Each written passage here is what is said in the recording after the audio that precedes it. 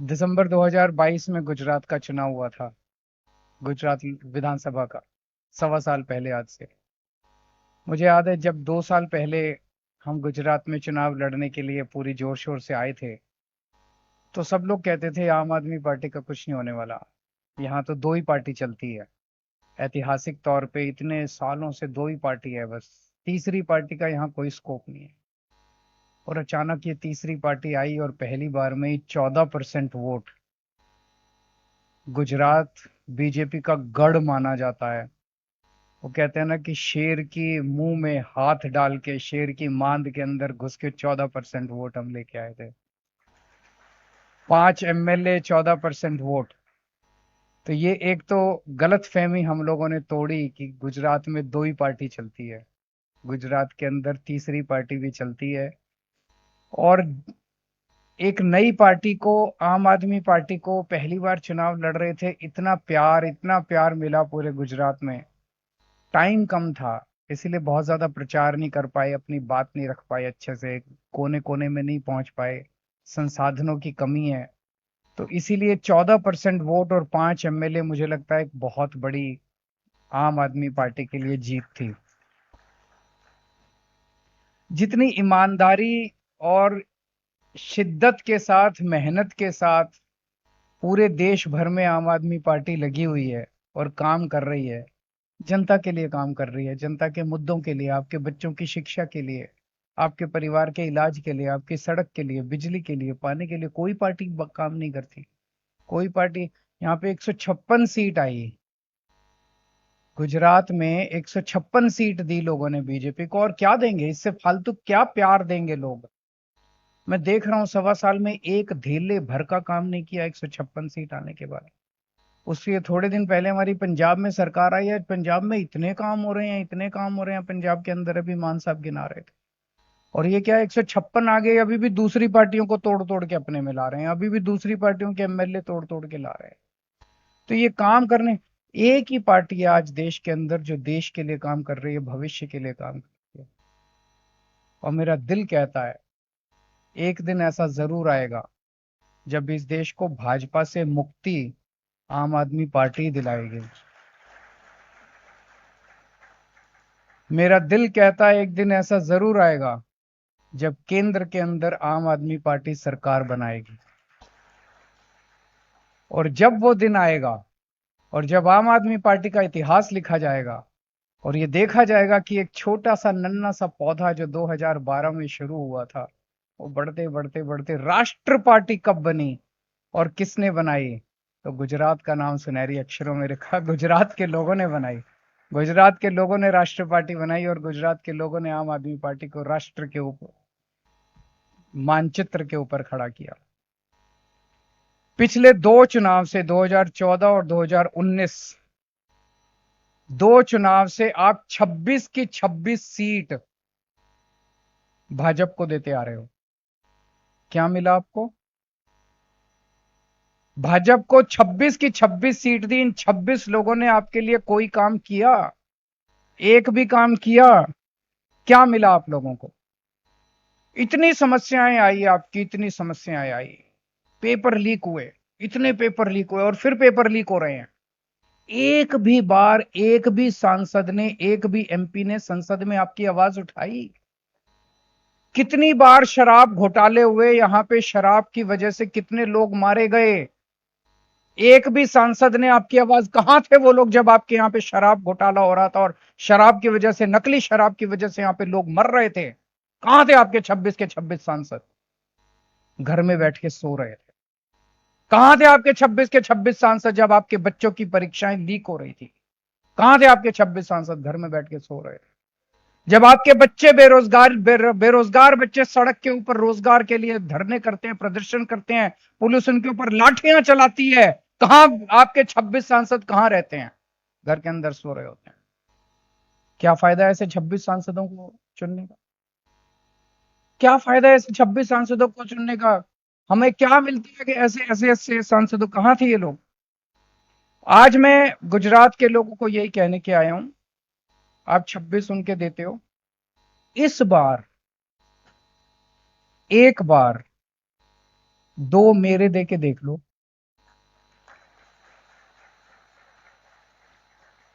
अभी तक भाजपा का माल ट्राई करके देख लिया, इस बार मेरा माल ट्राई करके देख लो। मेरे 2 जिता के देख लो। मैं आपको बता रहा हूं, जैसे अभी मान साहब कह रहे थे, एक दिन नहीं बीतेगा जब लोकसभा के अंदर गुजरात की आवाज नहीं उठाई जाएगी, आपके मुद्दे उठाए जाएंगे। फिर खबरदार अगर गुजरात के अंदर शराब की, नकली शराब दोबारा अगर बनी तो खबरदार, अगर आपके बच्चे के पेपर लीक हुए तो, अगर आपके बच्चों के गुजरात में पेपर लीक होंगे, पूरे देश के अंदर आपकी आवाज गूंजेगी, पूरे देश को पता चलेगा। अगर यहाँ पे दोबारा नकली शराबी के, मोरबी ब्रिज दोबारा अगर टूटेगा, पूरे देश के अंदर उसकी गूंज उठेगी, फिर ये चैन की नींद नहीं सो पाएंगे। एक बार आप हमें ट्राई करके देख लो। अभी मैं देख रहा था, अभी सीआर पाटिल साहब कोई कहीं किसी गांव में कोई भारतीय जनता पार्टी का कोई कार्यालय का उद्घाटन करने गए थे। कहाँ पे? यहीं वडोदरा में।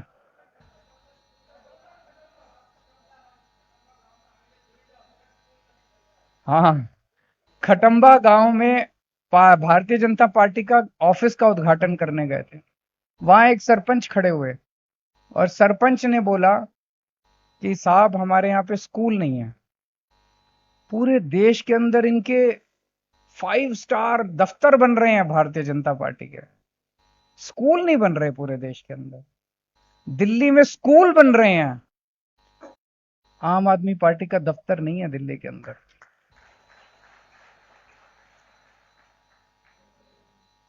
30 साल गुजरात में राज करने के बाद अगर वहां पे अगर जनता से एक आदमी अगर खड़ा होकर कहे कि साहब आपका दफ्तर बन रहा है, ये तो बहुत अच्छी बात है, एक स्कूल भी बनवा दीजिए, तो शर्म से डूब मरने की बात है। इन्होंने किया क्या 30 साल के अंदर?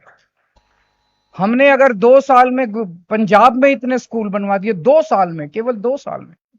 10 साल में दिल्ली के अंदर गांव घर घर के मतलब मोहल्ले मोहल्ले के अंदर स्कूल बनवा दिए, अस्पताल बनवा दिए। ये लोग नहीं कर सकते, कभी करेंगे नहीं, इनकी इच्छा ही नहीं है काम करने की आपके लिए। केवल सत्ता चाहिए, पैसे से सत्ता, सत्ता से पैसा, पैसे से सत्ता, सत्ता से पैसा। चैतर भाई मेरी नजरों में बहुत बड़े हीरो हैं, और मुझे बेहद गर्व है कि चैतर भाई हमारी पार्टी में हैं। आज के दौर में ऐसे बहुत कम लोग मिलते हैं जो दूसरों के लिए जेल जाते हैं, दूसरों के लिए सब कुछ कुर्बान कर देते हैं।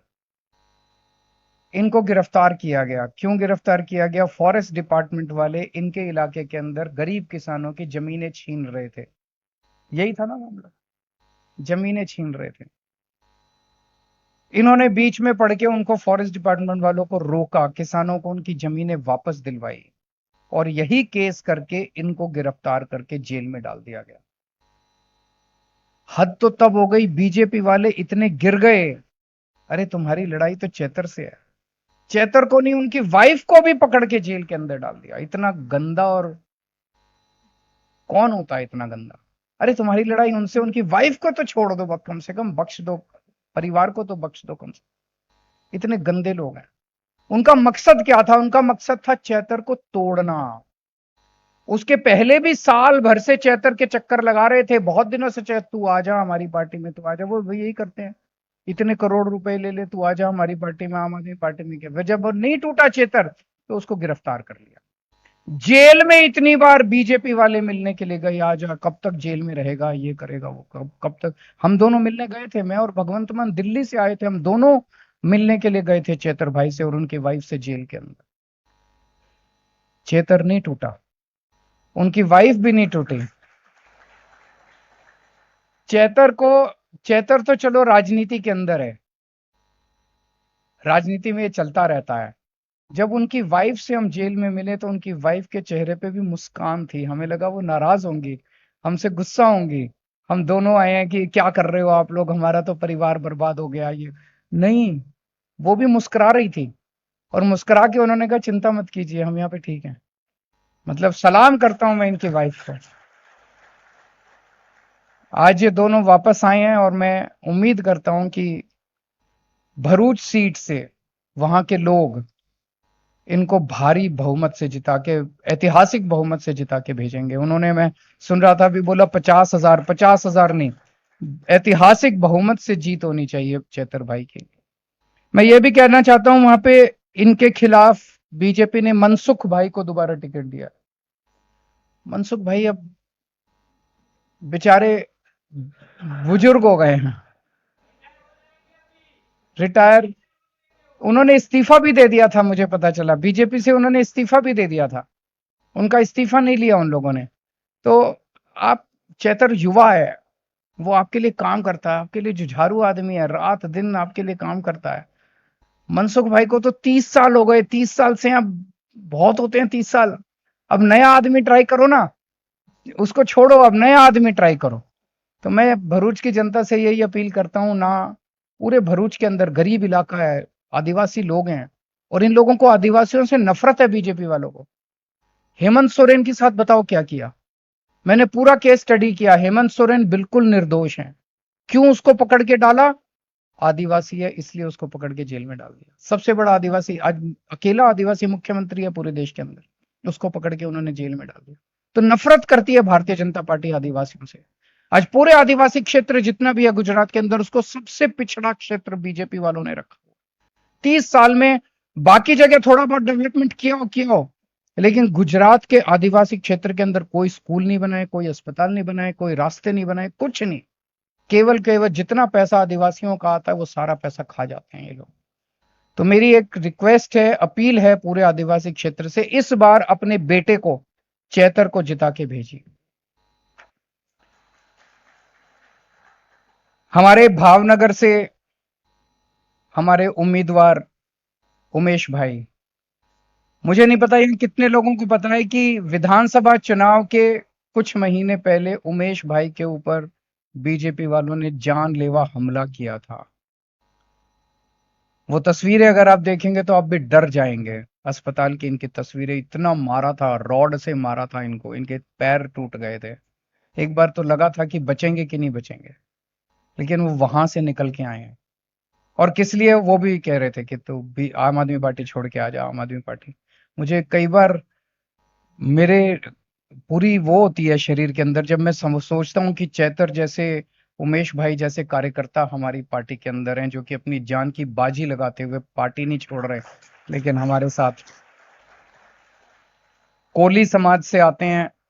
और मैं उम्मीद करता हूं कि इस बार भावनगर की जनता भी इनको भारी बहुमत से जिता के भेजेगी। तो ये 2 सीट आज मैं मांगने के लिए आया हूं गुजरात के लोगों से। और मैं पिछले साल पंजाब के अंदर जालंधर की सीट खाली हुई, एमपी की, सांसद की। हम जालंधर गए, मैं और मान साहब, और हमने कहा 1 साल के बाद लोकसभा चुनाव है, ये सीट हमें दे दो। 1 साल में हम इतना काम कर देंगे कि अगली साल आपके पास आएंगे, अगर काम पसंद आए तो वोट देना। अब इतना बढ़िया माहौल है पूरे पंजाब में, देखना 13 की 13 सीटें जीतेंगे। आज यही मैं गुजरात में कह के जा रहा हूं। आपने हमारे 4 एमएलए दिए, मैं चारों से बात करता रहता हूं। एक एमएलए धोखा देके चला गया, 5 एमएलए थे, मैं चारों से बात करता हूं, इतना अच्छा काम कर रहे हैं चारों। आप ये 2 एमपी हमारे जिता दीजिए, ये इतना शानदार काम करेंगे। एक तरफ आपकी आवाज उठाएंगे लोकसभा के अंदर, और दूसरी तरफ आपके इलाके का विकास करेंगे, स्कूल बनवाएंगे, अस्पताल बनवाएंगे, सड़कें बनवाएंगे, आपके इलाके का विकास करेंगे। अगर इन दोनों का काम पसंद नहीं आए, 2027 के विधानसभा चुनाव में मैं वोट मांगने के लिए नहीं आऊंगा। ये बीजेपी वाले पूरे देश में घूम घूम के कह रहे हैं हमारी तो 370 आ रही है, हमारी तो 370 आ रही है। वो ये कह रहे हैं हमारी तो 370 आ रही है, हमें नहीं चाहिए तुम्हारे वोट, तुम अपना घर बैठो, तुम्हें वोट देना है दो, नहीं देना है मत दो, हमें नहीं चाहिए तुम लोगों का वोट। तो ऐसे लोगों को वोट देने से क्या फायदा, जो कह रहे हैं हमें उनका वोट नहीं चाहिए। वो पता नहीं कहां से ला रहे हैं 370, कह रहे हैं 370 है, लाने दो उनको। मेरे को वोट चाहिए आपके, मैं आपके सामने झोली फैला के आपके वोट मांगने के लिए दिल्ली से आया हूं। मेरे को भी चाहिए, चैतर भाई को भी चाहिए, उमेश भाई को भी चाहिए, भगवंत मान, हमें आपके वोट चाहिए। हम आपको अपना भगवान मानते हैं, हम आपको अपना मालिक मानते हैं, हम सेवक हैं आपके। हमें गुजरात की जनता के वोट चाहिए। तो आप हमें वोट दो ना, जिसको वोट चाहिए, जो वोट मांग रहा है उसको वोट दो। जिसको वोट नहीं चाहिए वो कह रहा है मेरी तो 370 आ रही है, जाने दो उनको, बोलो ले लो 370, जहां से लेनी है ले लो 370। हमें वोट चाहिए, हमें वोट दो। तो एक मौका और आप हमें दीजिए, एक मौका देके देखिए, और मैं आपको यकीन दिलाता हूं कि गुजरात के लोग आम आदमी पार्टी को, एक बार आप 2 MP जिता दीजिए, 2027 के अंदर आम आदमी पार्टी की सरकार बनेगी गुजरात के अंदर, और फिर कोई उसको हिला नहीं पाएगा। बहुत बहुत आभार।